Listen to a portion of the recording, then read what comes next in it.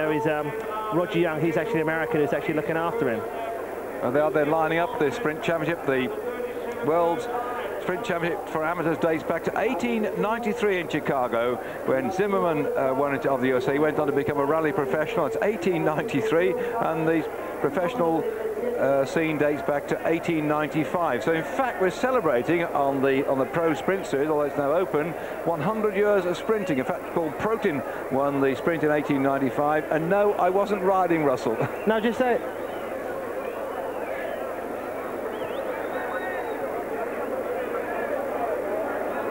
No, I didn't throttle Russell at that moment. You were going to say something about the sprint championship in Cologne 1895, 100 years ago. Go on, Russell. No, I was actually going to mention about Zimmerman. Is that Zimmerman after Zimmerman the frame?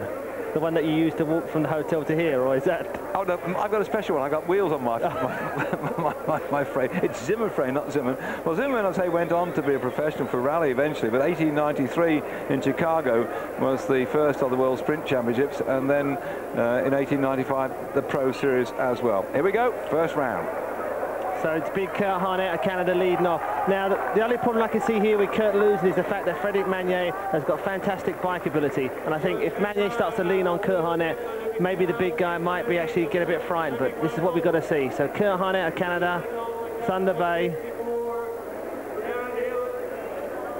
Look at those legs on that. I mean, that guy is just so strong, you wouldn't believe it. And he's 30 years of age now. In fact, he's looking forward to riding in the Olympics next year, and that will take him 4 Olympics. There aren't many people who've taken part in 4 consecutive Olympics, but he's looking forward to riding next year. He's lost none of his zest for the sport. He placed second in the Commonwealth Games in Victoria at the end of 1994. And when you think that 10 years before that, in 1984, Harnett took the Olympic silver medal over the 1,000-metre time trial. He set the fastest time and the world record in the 200-metre qualifiers, and he's up against Magne, who has already got the Kieran gold medal to his credit in the series of the World Championships this year in Colombia.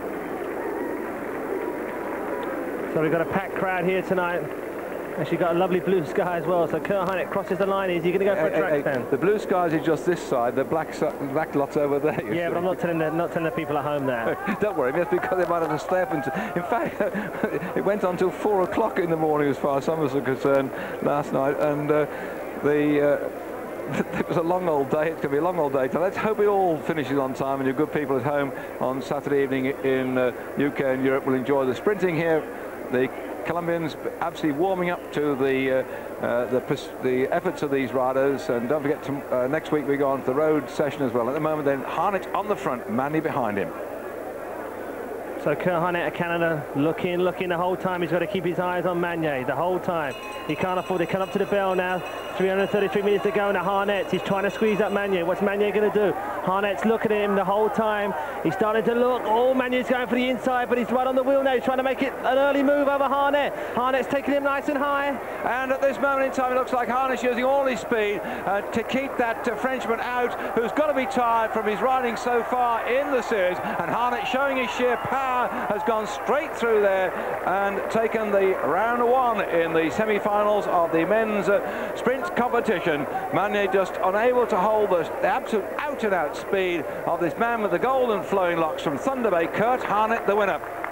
Fantastic ride there by Curt Harnett from Canada.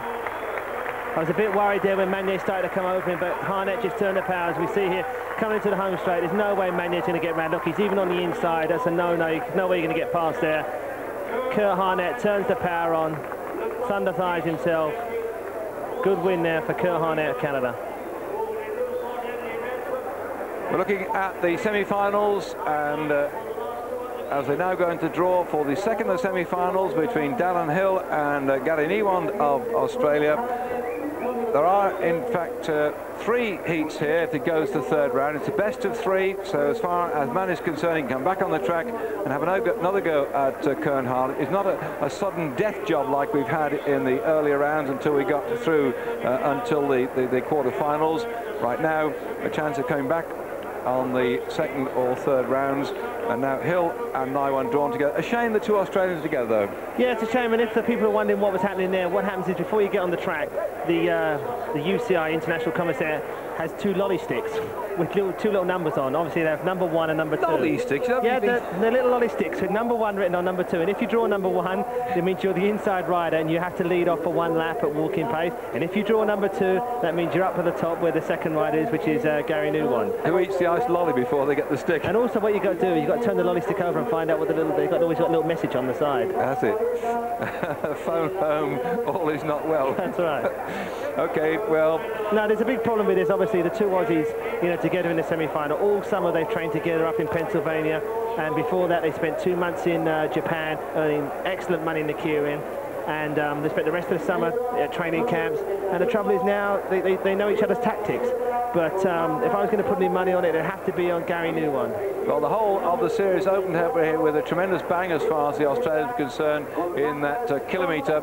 A tremendous ride then with Shane Kelly of Australia taking the kilometre championship of the world. He also set the world record, knocking Escudero back, Florian Russo into 2nd spot, and then Hartwell back into 3rd. He broke Escudero's world record. Russo of France was 2nd, Hartwell was in 3rd spot of the American squad. So the Australians open up the series very well indeed, and last night they went on to get the team pursuit, and that was a cracking ride by the Australians. They weren't pushed by the Ukrainians, but undoubtedly, I suppose, of all the squads that are here at the moment, it looks as if the Australians may go home with more medals than anybody else. I was asked, and I forget who it was, whether it was Hugh Porter or Peter Bryan. Somebody asked me the time of the Australian squad in taking the gold medal in the team pursuit. It was 4 minutes 05.010. So on the front is Gary Neiwand on the more conventional bike, and just behind is Darryn Hill, obviously a teammate as well from Australia, with the short sleeves on the more, you could say, radical or more funky bike. And but obviously, if I'm going to put in money, hey, it's the final day. We can say this. I put it on the front guy. I know that Aussies love to bet. You mean the front guy goes across the line? That's no, the front guy, which is with the long sleeves at the front. But I think Darryn Hill's got it all to do, even though he's looking more beefy and more powerful. Gary Neiwand seems to be able to turn the speed on, ease back, and then just accelerate again. They're saying that Darryn Hill's starting to mess around now. He's starting to go up and down the banking. Gary Neiwand's got to keep his eyes on him. It's so difficult looking over your shoulder when you're riding at the top of a banking, which is 45 degrees. And every time you go around, it's 333 metres. And Darryn Hill's riding really close. He's closing up on him now. Maybe he's going for the surprise. He's wheeling around. The bell goes. Neiwand's in the middle of the track. Darryn Hill's going high, and he's moving around. This is great stuff, and he's got to surprise him.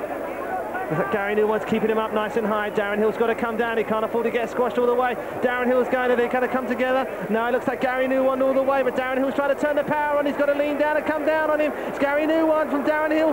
Gary Neiwand from Darryn Hill. Is he just holding him off, or is he playing? The elbows are happening. Who's going to come over the top? Oh, hello. I'm completely wrong. Darryn Hill gets it. That's why I left you in charge of commentary, young man.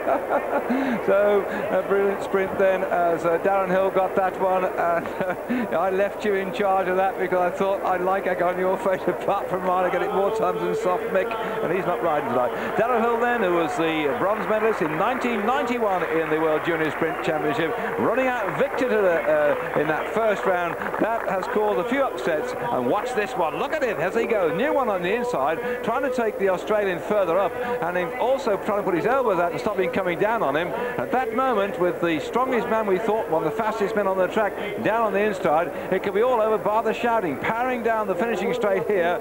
Certainly Hill had a long way to go, and he came at him, and even as he hit the line, he had just enough time to throw his bike there and take that one. Well, Hill, in fact, I'm not surprised really that he got it. You look at his mountain of muscle on the left-hand side of your screen, because he was second fastest in qualifying over 200 metres. 9.926 he did then, and Gary Neiwand was 9.935.